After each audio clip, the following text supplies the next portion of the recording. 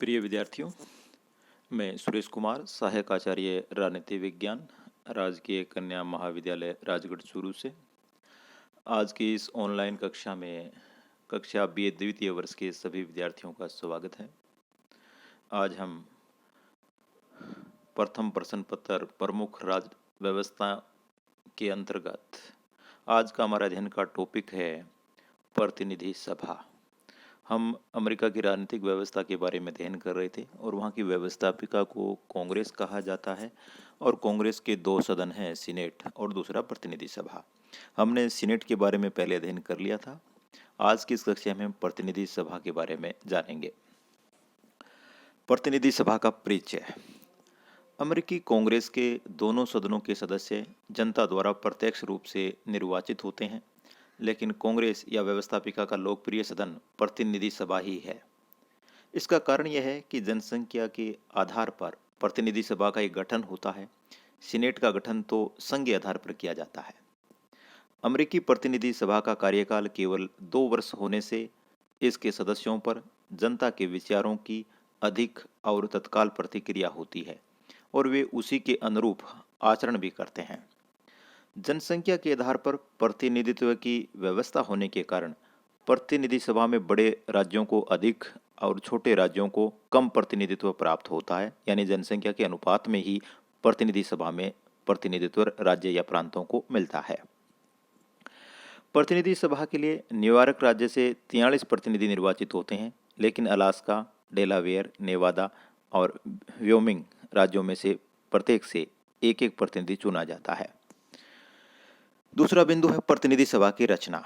America के मूल संविधान में लिखा है कि प्रतिनिधि अनेक राज्यों में उनके अनुपात के अनुसार बांटे जाएंगे। जो इंडियन टैक्स नहीं देते हैं उनको उनमें शामिल नहीं किया जाएगा। 30,000 व्यक्तियों के ऊपर एक प्रतिनिधि लिया जाएगा, परंतु प्रत्येक राज्य से कम एक प्रतिनिधि अवश्य ही लिया जाएगा। प्रारंभ में अमेरिकी प्रतिनिधि सभा के सदस्यों की संख्या 65 थी, लेकिन नए राज्यों के अमेरिकी संघ में प्रवेश करने और जनसंख्या बढ़ने के साथ साथ प्रतिनिधि सभा की सदस्य संख्या बढ़ती गई। वर्तमान समय में 1929 ईस्वी में निर्मित और 1941 ईस्वी में संशोधित पुनर्निर्धारण कानून के अनुसार प्रतिनिधि सभा की सदस्य संख्या अस्थायी रूप से 435 निश्चित कर दी गई है।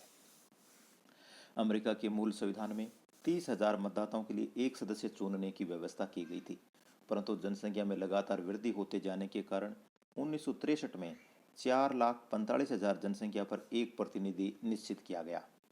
मूल संविधान में की गई यह व्यवस्था अब तक बनी हुई है कि अमेरिकी संघ की प्रत्येक इकाई द्वारा प्रतिनिधि सभा के लिए एक प्रतिनिधि अवश्य ही निर्वाचित किया जाएगा, चाहे उसकी जनसंख्या कितनी ही कम क्यों न हो। तीसरा बिंदु, प्रतिनिधि सभा के सदस्यों के लिए योग्यताएं, यानी प्रतिनिधि सभा का कोई सदस्य या उम्मीदवार बनना चाहता है तो उसके लिए क्या क्या योग्यताएं होंगी, वो इस प्रकार है। वह 25 वर्ष की आयु पूरी कर चुका हो, वह कम से कम 7 वर्ष से संयुक्त राज्य अमेरिका का नागरिक हो। इस संबंध में उसके लिए अमेरिका का जन्मजात नागरिक होना आवश्यक नहीं है। वह संयुक्त राज्य अमेरिका में कोई नागरिक या सैनिक पदाधिकारी न हो। वह राज्य का निवासी हो जिस राज्य से वह प्रतिनिधि सभा का चुनाव लड़ना चाहता है। वर्तमान समय में अधिकांश राज्यों में यह परंपरा स्थापित हो गई है कि उम्मीदवार न केवल उस राज्य का अपितु उस निर्वाचन क्षेत्र का भी निवासी हो जहां से वह चुनाव लड़ रहा है। इसे स्थानीयता का नियम कहते हैं। ये परंपरा का प्रावधान है, परंपरा के आधार पर है, ये कोई संवैधानिक व्यवस्था नहीं है। चौथा बिंदु, प्रतिनिधि सभा का चुनाव।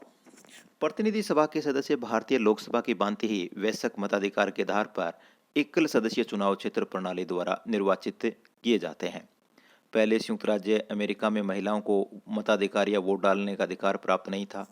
1920 में किए गए 19वें संविधान संशोधन द्वारा अमेरिका में महिलाओं को मताधिकार या वोट डालने का अधिकार प्रदान किया गया है। 1964-65 में नागरिक मताधिकार अधिनियम पारित करते हुए अशिक्षित हबसियों को भी मताधिकार प्रदान कर दिया गया है। 26वें संविधान संशोधन के अनुसार अब अमेरिका में 18 वर्ष की आयु प्राप्त प्रत्येक महिला पुरुष को वोट डालने का अधिकार प्राप्त है। मतदाता बनने के लिए यह भी जरूरी है कि वह व्यक्ति उस राज्य में कुछ समय तक रहा हो। यह अवधि विभिन्न राज्यों में 6 माह से लेकर के 2 वर्ष तक के है। पागलों और दिवालियों को मताधिकार या वोट डालने के अधिकार से वंचित कर दिया गया है। प्रतिनिधि सभा का कार्यकाल। प्रतिनिधि सभा का कार्यकाल 2 वर्ष है और इस निश्चित अवधि को न तो कम किया जा सकता है और न ही बढ़ाया जा सकता है। प्रतिनिधि सभा को की अवधि के पूर्व विघटित भी नहीं किया जा सकता, यानी प्रतिनिधि सभा को हम समय से पहले विघटित नहीं कर सकते, क्योंकि वहाँ देशात्मक शासन व्यवस्था है और कार्यकाल की निश्चितता है। प्रतिनिधि सभा के सदस्यों के वेतन और भत्ते। प्रतिनिधि सभा के सदस्यों को सीनेट सदस्यों के बराबर ही $1,33,600 वार्षिक वेतन मिलता है। क्लर्क, स्टेशनरी व कार्यालय भत्ता मिलता है। यात्रा खर्च अलग से दिया जाता है। प्रतिनिधि सभा में गणपूर्ति। प्रतिनिधि सभा के कुल सदस्यों का बहुमत सदन की गणपूर्ति है। प्रतिनिधि सभा का अधिवेशन या बैठक। अमेरिकी संविधान के 20वें संविधान संशोधन के अनुसार कांग्रेस का प्रतिवर्ष एक अधिवेशन अवश्य होगा तथा यह 3 जनवरी की दोपहर से प्रारंभ होगा। कांग्रेस के दोनों सदनों का अधिवेशन उस समय तक चलता रहता है जब तक कि उसके सदस्य अधिवेशन के स्थगन के लिए मत न दें। दोनों सदनों का अधिवेशन एक साथ स्थगित होता है। यदि दोनों सदन एक ही तिथि पर स्थगन के लिए सहमत न हों तो राष्ट्रपति स्थगन की तिथि निश्चित करते हैं। राष्ट्रपति किसी विशिष्ट उद्देश्य के लिए दोनों सदनों का विशेष अधिवेशन बुला सकते हैं। आज की इस ऑनलाइन कक्षा में हमने प्रतिनिधि सभा की संगठन और निर्वाचन प्रक्रिया में के बारे में जाना।